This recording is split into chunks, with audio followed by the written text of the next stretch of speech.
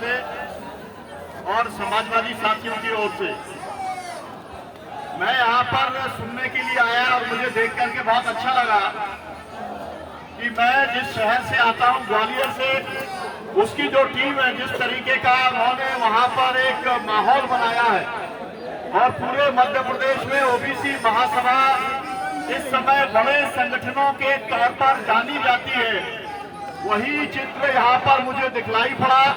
उसके लिए मैं सभी साथियों को बहुत बहुत मैं बधाई देता हूँ। यहाँ पर राजमणि जी हैं, प्रीतम जी हैं, तमाम ऐसे साथी, वरिष्ठ साथी हैं यहाँ पर जिनकी बात हम सुनना चाहेंगे और इसलिए मैं बहुत संक्षेप में आपने 5 मिनट का समय दिया है। मैं 5 मिनट में अपनी बात समाप्त करूंगा। मेरा पहला कहना यह है कि जो हम बात कर रहे हैं जाति जनगणना की, वो सबसे ज्यादा महत्वपूर्ण बात है और इस समय उसका एक कंसेंसस बन गया देश में। सभी विपक्षी दलों ने भारतीय जनता पार्टी को छोड़ करके इस मांग का समर्थन करने का काम करा है। मुझे लगता है कि एक सादे शब्द में और इसलिए हमको इस मांग को लेकर के पूरे देश में जबरदस्त वातावरण बनाने का काम करना चाहिए। और मैं जितना मुझे अनुभव है आंदोलन का, मैं उसके आधार पर ये कह सकता हूँ, जिस समय मंडल के अंदर यहाँ मंडल की सिफारिशें लागू हुई, दिल्ली की सड़कों के ऊपर जो सवर्ण लोग थे, जो अगले वर्गों के लोग थे, उन्होंने बहुत तांडव करने का काम किया था। लेकिन इसी दिल्ली के अंदर जो लोग थे मंडल के समर्थन में, उन्होंने केवल बराबरी से मुकाबला नहीं किया, उन्हें पछाड़ने का काम भी इसी दिल्ली में किया था। और इसीलिए जो दिल्ली ओबीसी महासभा के जो आयोजक साथी हैं, उनकी बहुत बड़ी भूमिका मंडल को लेकर के रही है। लेकिन मैं आपसे ये भी कहना चाहता हूँ, अगर आप ये बात करवा लेंगे और ये बात होने वाली है, क्योंकि अभी जो एक परिवर्तन हुआ है उस परिवर्तन को बहुत गंभीरता से देखना चाहिए।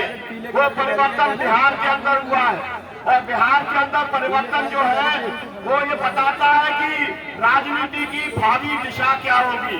अपने आप नीतीश कुमार ने छोड़ दिया, एक जो दबाव बना पूरे बिहार के अंदर, जो सामाजिक न्याय की ताकतों का जो दबाव बना, उसके चलते नीतीश कुमार को, जिसे कहते हैं फॉल इन लाइन, उन्हें रास्ते के ऊपर आना पड़ा और उन्हें समझ में आ गया कि मैं भाजपा के साथ में कितना भी रहूंगा, लेकिन बिहार के लोगों को भी न्याय नहीं मिलेगा और पिछड़े वर्गों के लोगों को भी न्याय नहीं मिलेगा।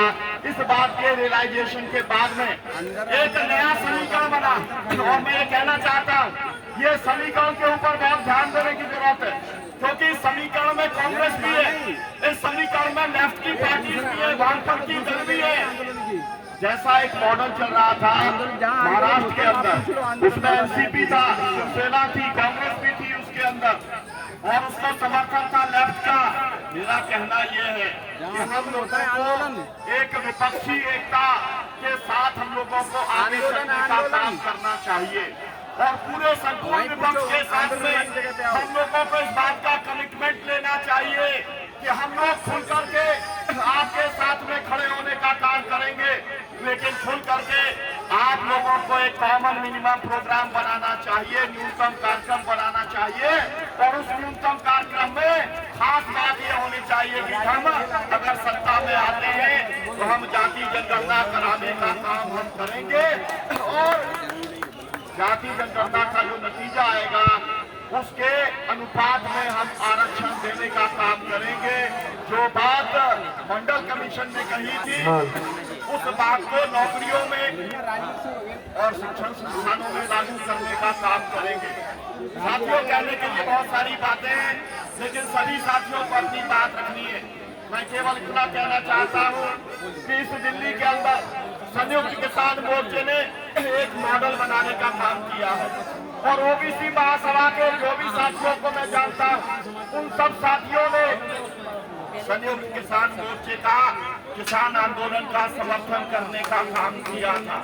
उसके लिए भी मैं संयुक्त किसान मोर्चे की ओर से आभार मानता हूँ कि सब लोग, क्योंकि जो कृषक जातियां हैं वही ओबीसी की जातियां हैं और इसीलिए हमारे को अपनी लड़ाई अगर लड़नी है तो किसानों की लड़ाई के साथ में हमें खड़ा होना पड़ेगा, मजदूरों की लड़ाई के साथ में हमें खड़ा करना पड़ेगा। मैं एक और बात कहना चाहता हूँ, मैं सब फोटो देख रहा था, उसमें मुझे डॉक्टर राम मनोहर लोहिया का फोटो दिखाई नहीं पड़ा। मुझे लगता है कि डॉक्टर राम मनोहर लोहिया ने इस देश के अंदर पिछड़ा पावे 100 में 60 की बात की थी, और वो मंडल कमीशन की भी वही मूल भावना थी। तो हम लोगों को डॉक्टर राम मनोहर लोहिया, बाबा साहब अम्बेडकर दोनों एक बात करते थे, जाति उन्मूलन की बात करते थे। सड़ी गली जाति व्यवस्था को खत्म करना पड़ेगा। हमारी बहन जो यहाँ पर बोल रही थी, पासवान बहन जी, बहुत बहुत स्वागत है आपका। वहाँ पर जो बहन जी बोल रही थी वो सही बोल रही थी। हमारा मनुवाद जो है वो मानसिकता के अंदर है, और उस मनुवाद से हमको लड़ना पड़ेगा। पहले हम अपनी व्यापक एकजुटता बनाएंगे, एससी की बनाएंगे, एसटी की बनाएंगे, ओबीसी की बनाएंगे, माइनॉरिटीज की बनाएंगे, और इस व्यापक एकजुटता के अंदर 85% से ज्यादा लोग आ जाएंगे, तो फिर उसके बाद में हमारा रास्ता अपने आप खुल जाएगा। तो मैं ये कहकर के अपनी बात समाप्त करता हूँ। एक तरफ वो लोग हैं जो मनुवाद के साथ खड़े हैं, दूसरी तरफ वो लोग हैं जो सामाजिक न्याय के साथ में खड़े हैं।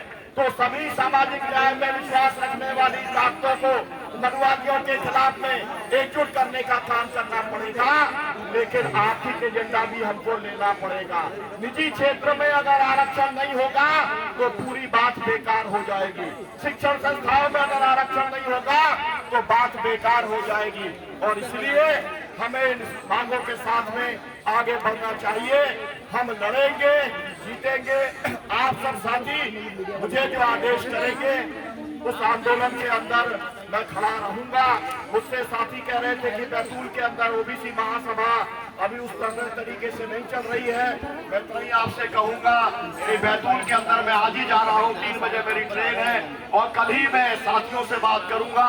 वहां पर वो कृषक जातियों का ही वो पूरा जिला है। वहां पर चाहे किरार हो, चाहे वो पवार हो, चाहे वो कुनबी हो, सभी जो जातियां हैं वो कृषक जातियां हैं, और वो एक ओबीसी अस्मिता को के साथ में अपने आप को वो आइडेंटिफाई करने का काम करते हैं। और मैं अगर अपनी बात रामजी महाजन जी को बिना याद किए खत्म करूंगा तो मेरे लिए ठीक नहीं होगा, क्योंकि महाजन कमीशन भी एक बना था। जिस तरीके से मंडल कमीशन की सिफारिशों को लागू नहीं किया गया, उसी तरीके से महाजन कमीशन की सिफारिशों को भी लागू करने का काम नहीं किया गया है। और इसीलिए हमको इस लड़ाई को न केवल लड़ना है और बल्कि हमें जीतना है। मैं 2 केवल नारे लगाऊंगा, एक ओबीसी महासभा जिंदाबाद, दूसरा लड़ेंगे जीतेंगे। ओबीसी महासभा जिंदाबाद, ओबीसी महासभा जिंदाबाद, लड़ेंगे,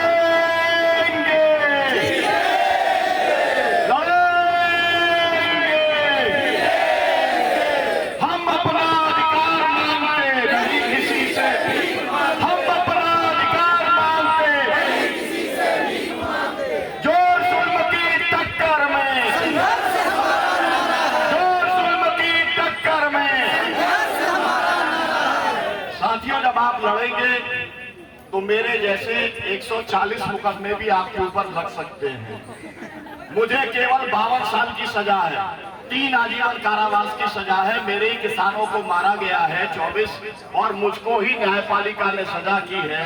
तो न्यायपालिका के ऊपर भी नजर रखनी पड़ेगी। यहाँ पर जो वक्ताओं ने कहा उसमें भी आरक्षण बहुत जरूरी है, नहीं तो न्याय नहीं मिल पाएगा। रमन्ना जी से पूरे देश ने बहुत उम्मीदें की थी, लेकिन कल मैं जब कश्मीर की मीटिंग में गया तो वो लोग एक ही बात कह रहे थे कि अगर सुप्रीम कोर्ट हमारे साथ खड़े हो जाता, हजारों लोग जो हमारे बेगुनाह जेल के अंदर बंद हैं, उनकी हैबियस कॉर्पस की अगर अपील की केवल सुनवाई अगर वो कर लेता, अगर 370 और 35A को हटाया गया है उसकी सुनवाई कर लेता, तो कश्मीर के लोगों को न्याय मिल जाता। लेकिन वो न्याय नहीं मिला। और ये भी कहना चाहता हूँ कि लखीमपुर के लोगों को भी न्याय नहीं मिला। अगर एक इशारा कर देते रमन्ना जी, तो फिर ये जो अजय मिश्रा टैनी बैठा हुआ है गृह राज्य मंत्री, जिसके भाषण के बाद उसके लड़के ने कुचलने का किसानों को काम किया था, तो फिर वो भी जेल में होता। लेकिन अभी तो वो राकेश टिकैत को भी कह रहा है क्या बोल रहा है, भौंकते हुए कुत्ते बोल रहा है, दो कौड़ी का आदमी बोल रहा है। मनुवादियों की कितनी ताकत हो गई है, इसको आप देख लो और इस चुनौती को स्वीकार आपको करना पड़ेगा, व्यापक एकजुटता करना पड़ेगी। इंकलाब जिंदाबाद। बहुत बहुत शुक्रिया, बहुत बहुत धन्यवाद बुलाने के लिए और अवसर देने के लिए, अपने विचारों को व्यक्त करने के लिए।